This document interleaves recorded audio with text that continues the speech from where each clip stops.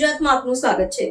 સમાજ સેવાના પ્रणेता પાલભાઈ નારાયણદાસભાઈ પરમારની જન્મ શતાબ્દી નિમિત્તે સમારોહ યોજાયો। સમાજના આશરે 500 થી વધુ લોકોની રહી ઉપસ્થિતિ। મહાપુરુષ સ્મૃતિ સ્મારક સેવા ટ્રસ્ટ દ્વારા પૂર્વ ધારાસભ્ય કડી સ્વ પાલાભાઈ નારાયણદાસભાઈ પરમારની જન્મ શતાબ્દી વર્ષ ભવ્ય સ્મૃતિ સ્મરણ અને શ્રદ્ધાંજલિ અર્પણ કાર્યક્રમનું આયોજન કરવામાં આવ્યું હતું। સમાજના આશરે 500 થી વધુ લોકોની ઉપસ્થિતિમાં કાર્યક્રમ શ્રદ્ધા અને ગૌરવભેર સંપન્ન થયો હતો। સ્વપાલાભાઈ નારાયણદાસભાઈ પરમાર માત્ર એક લોકપ્રતિનિધિ નહોતા, પરંતુ સમરસતા, વિકાસ અને સમાજ સેવાના પ્રણેતા હતા। કડી તાલુકાના મોકાસણ ગામમાં પ્રથમ વખત વીજળી લાવવાનું ઐતિહાસિક કાર્ય તેમણે કર્યું હતું, જે તે સમયગાળામાં વિકાસની દિશામાં એક ક્રાંતિકારી પગલું માનવામાં આવ્યું હતું। તેમના કાર્યકાળ દરમિયાન ગરીબ, પીડિત અને વંચિત વર્ગના હકો માટે તેમણે સતત સંઘર્ષ કર્યો હતો। કાર્યક્રમના અધ્યક્ષ સ્થાને કિરીટ સોલંકી ઉપસ્થિત રહ્યા હતા। મુખ્ય અતિથિ તરીકે શ્રીમતી દર્શનાબેન વાઘેલાએ પોતાની હાજરી આપી કાર્યક્રમને ગૌરવભેર બનાવ્યો હતો। આ પ્રસંગે સમાજ માટે ઉત્તમ કાર્ય કરનાર, વિવિધ હોદ્દાઓ પર ફરજ બજાવનાર અને નિવૃત્ત થયેલા આગેવાનોનું સન્માન કરવામાં આવ્યું હતું। દલિત સમાજના લોકનેતાઓ, કર્મઠ રાજનેતાઓ, દલિત સામાજિક સંસ્થાઓનું સંચાલન કરતા આગેવાનો, ધાર્મિક સંસ્થાઓની ગુરુગાદીના મહંતો તેમજ સમાજના હોદ્દેદારો અને સમસ્ત સમાજજનો મોટી સંખ્યામાં ઉપસ્થિત રહ્યા હતા। આ સાથે તેમણે ઉમેર્યું હતું કે હવે આ સેવા અને સંસ્કારની પરંપરાને આગળ વધારવાનો સંકલ્પ લેવામાં આવ્યો છે। શ્રી પાલાભાઈ નારાયણદાસભાઈ પરમારના પૌત્ર કિરણકુમાર હરગોવિંદભાઈ પરીખ અને તેમની પુત્રવધુ શ્રીમતી બીના કિરણકુમાર પરીખે આ બીડું ઉપાડ્યું છે। તેઓ ભવિષ્યમાં પણ આવા સામાજિક અને પ્રેરણાદાયી કાર્યક્રમનું આયોજન કરતા રહેશે તથા સમાજના લોકોને મદદરૂપ બનતા રહેશે। કાર્યક્રમના અંતે તમામ મહાનુભાવોને આભાર વ્યક્ત કરવામાં આવ્યો હતો। સમગ્ર સમારોહે સ્વ પાલાભાઈ નારાયણદાસભાઈ પરમારના જીવન કાર્યને યાદ કરી સમાજ સેવા, સમરસતા અને પર્યાવરણ સંરક્ષણ તરફ એક નવી દિશામાં આગળ વધવાનો સંદેશ આપ્યો હતો। હું લક્ષ્મણભાઈ રાવત, રહેવાનું અમદાવાદ અને મહાપુરુષ મૂર્તિ સ્મારક સેવા ટ્રસ્ટના પ્રમુખ તરીકે હું રાષ્ટ્રીય મહાપુરુષોના જીવન ચરિત્રને ઉજાગર કરવાનું કાર્ય કરું છું। ખાસ કરીને આજે જે કાર્યક્રમ આયોજન થઈ રહ્યું છે એમાં શું કાર્યક્રમ છે અને કોણ કોણ મહાનુભાવો ઉપસ્થિત રહેવાના?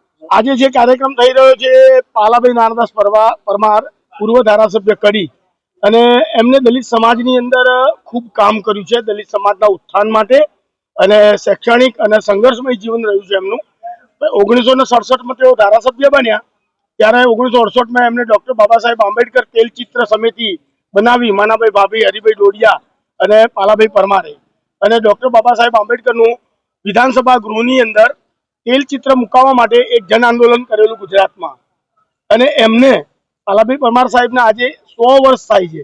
એ 100 વર્ષ નિમિત્તે અમે જન્મ શતાબ્દી વર્ષ ઉજવી રહ્યા છીએ, અને આખો દલિત સમાજ, એમાં રોહિત સમાજથી લઈ વણકર સમાજથી લઈ સાધુ, બારોટ, પુરી, રાવત, સનવા, વાલ્મીકી સમાજ અને ગરવ બ્રાહ્મણ, આ બધા જ સમાજો સાથે મળી મહાપુરુષ મૂર્તિ સ્મારક સેવા ટ્રસ્ટના માધ્યમથી એમને જન્મ શતાબ્દી વર્ષ ઉજવી, અને આ કાર્યક્રમની અંદર ગુજરાત ભારતીય જનતા પાર્ટીના પ્રદેશ અધ્યક્ષ માન્ય શ્રી કિરીટભાઈ સોલંકી સાહેબ આવવાના છે, અને દર્શનાબેન વાઘેલા, માન્ય મંત્રી શ્રી રાજ્ય સરકારના, મનીષાબેન વકીલ અને બીજા સમાજના તમામે ગુરુ ગાદીના મહંતો અને સામાજિક સંસ્થાઓ, જેમ કે કલ્યાણ કોઓપરેટિવ બેંક, જય ચામુંડા કોઓપરેટિવ બેંક, સંત શિરોમણી કોઓપરેટિવ બેંક, તથાગત, આવી બધી નાની મોટી જે સહકારી સંસ્થાઓ છે એના મેનેજર, ચેરમેન, વાઇસ ચેરમેન અને સમાજના અગ્રણીઓ અને સરકારમાંથી નિવૃત્ત થયેલા સનદી અધિકારીઓનું સન્માન રાખ્યું છે।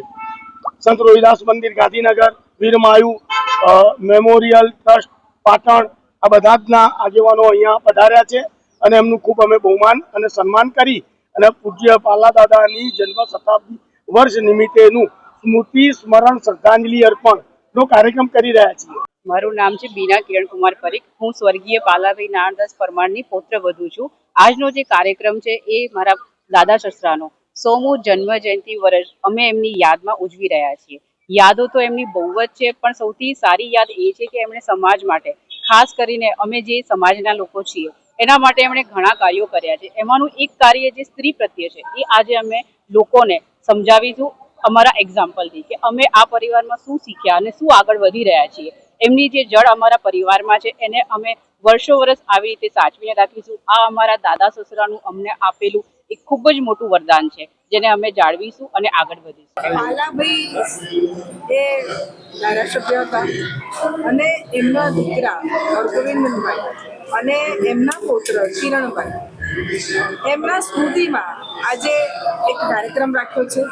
ને આ કાર્યક્રમમાં આપણે જોઈએ એ પ્રમાણે કે પાલાભાઈએ તેમના જીવનમાં સમાજના સેવા માટે કયા કયા કામ કર્યા છે એનું આપણે અહીંયા એક વર્ણન કરીએ.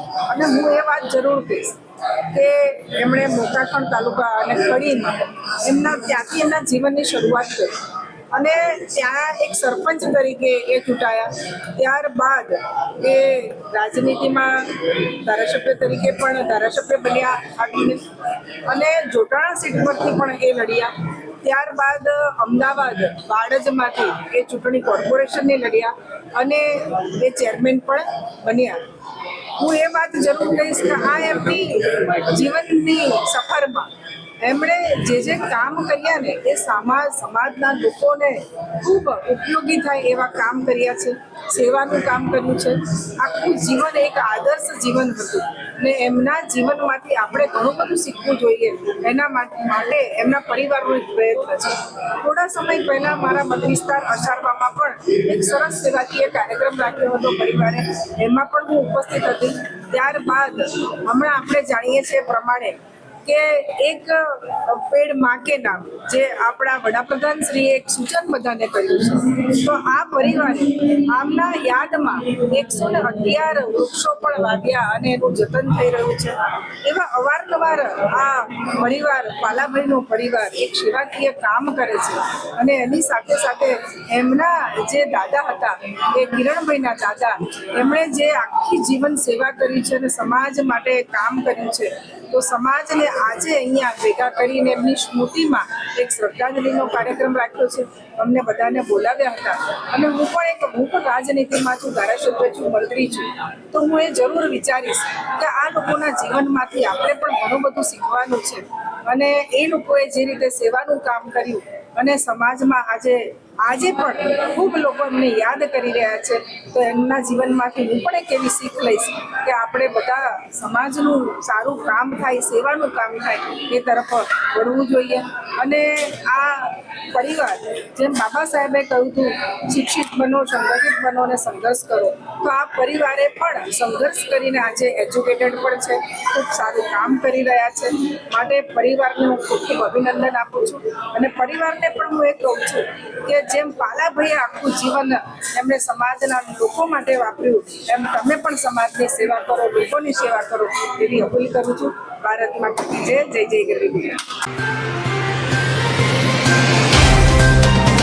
तो व्हाट्सएप, ट्विटर, फेसबुक, इंस्टा जहाँ भी आपका अकाउंट है, इसे शेयर बटन के द्वारा वहाँ पर शेयर करें